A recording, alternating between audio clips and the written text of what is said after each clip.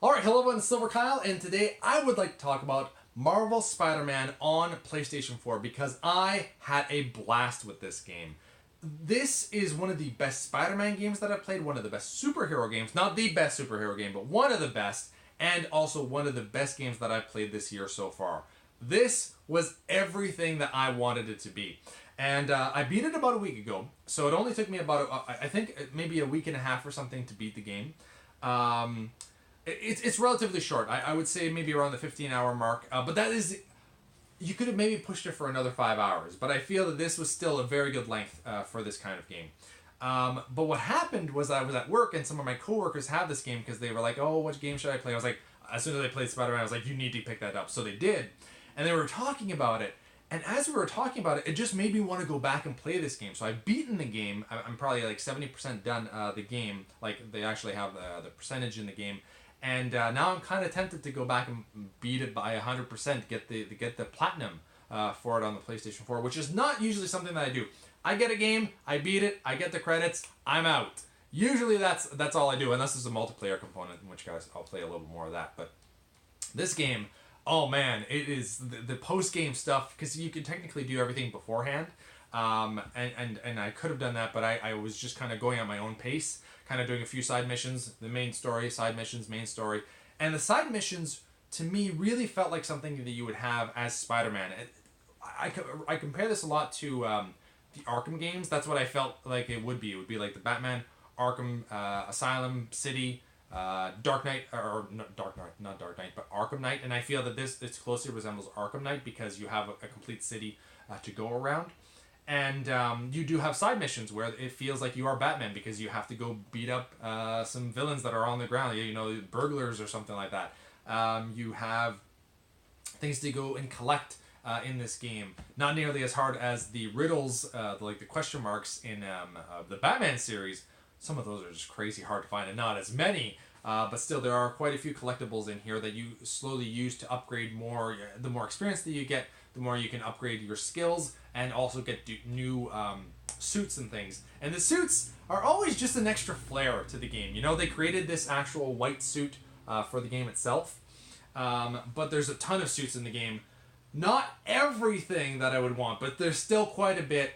I like them, and I would constantly just change it around. And then whatever suit you had ended up being, you know, the cutscene would have that suit. So that's kind of cool. But for me, the biggest aspect that I liked of this game was the combat and also the web slinging. The web slinging is almost as good as Spider-Man 2 on original Xbox, PS2, and GameCube, because the only thing that game has is that this game doesn't is that you could use different. You know, you had the left trigger and the right trigger to use the left hand and the right hand to swing. This, it's all one trigger, which is still fine. It still felt very fluid, very good.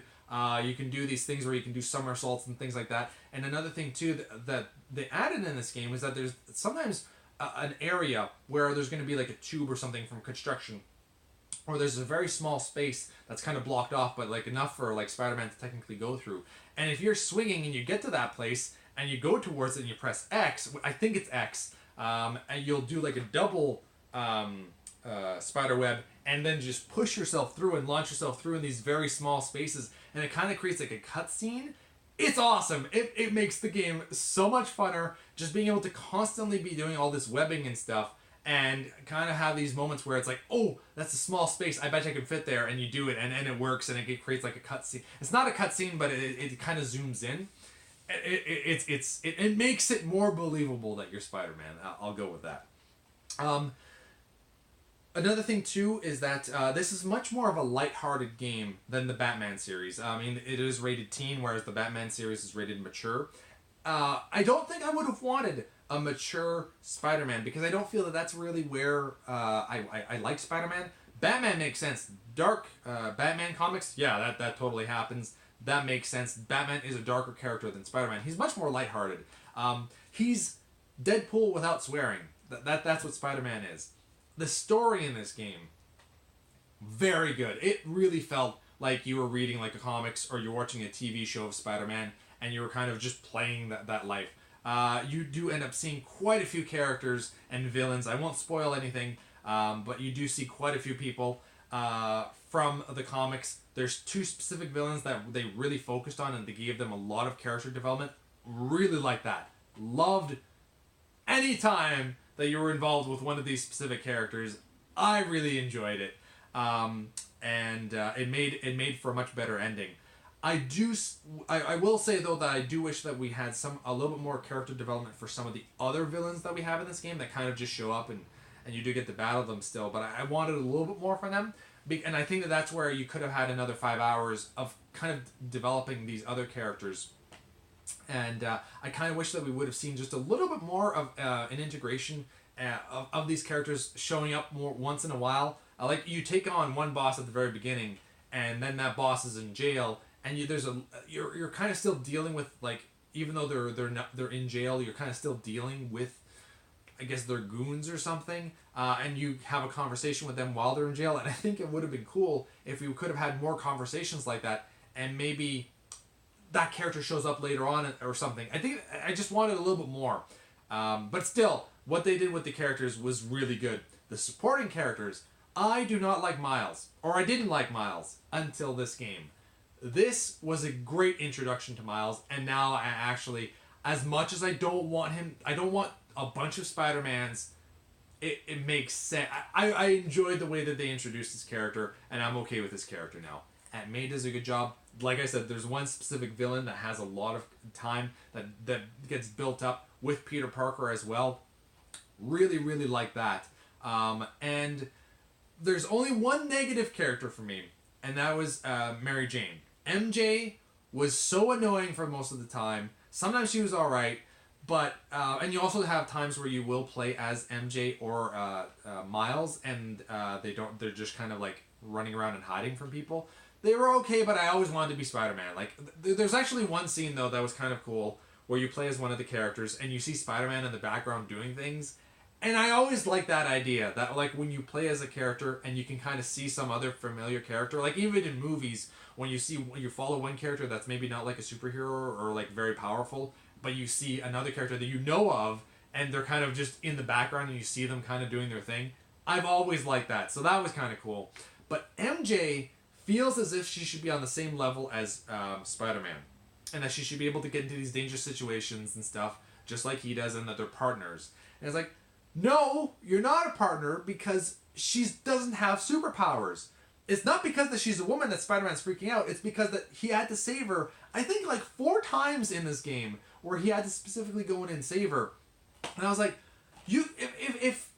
let's pretend that she needs his help. And she goes over, and he comes over, and he makes it in time. He's able to save her, but then he dies because he went to save her.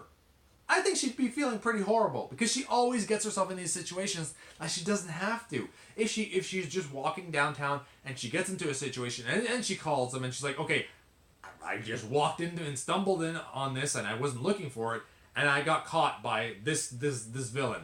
Come help me. That's different, because she has a direct line to him. That's okay. But she would get into these situations at all times, and Spider-Man's like, don't do this, and she freaks out on him, and there's a big turmoil between them, and I'm like, this is drama that I don't need.